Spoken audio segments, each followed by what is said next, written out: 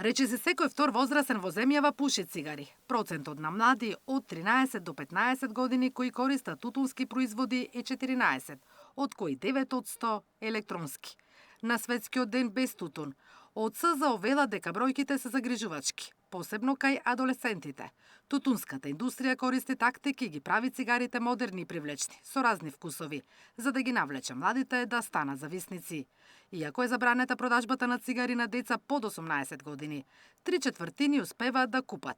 Од СЗО повикуваат законите да се почитуваат. Making sure that young people are aware that the age restriction for the sale of tobacco is enforced, that tobacco is not allowed and tobacco products and e-cigarettes are not allowed to be advertised for young people. That is critically important. And the industry, particularly the hospitality industry, has a big role to play.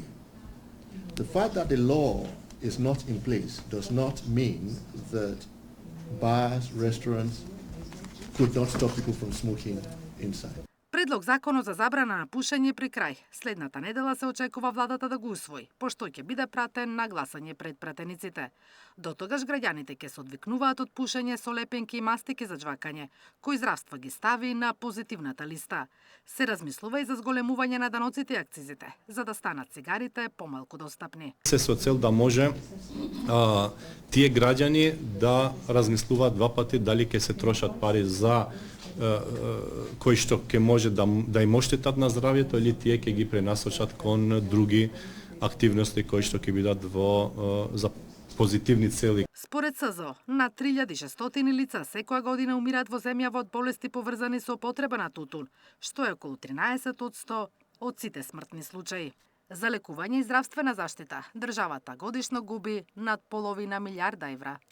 Покрај човечката цена, пушењето носи значителни економски последици преку зголемени трошоци за лекување, намалена продуктивност и предвремена смртност. Ако не се преземат мерки, во следните 15 години државата може да загуби 58.000 жители и речиси 13 милиони евра.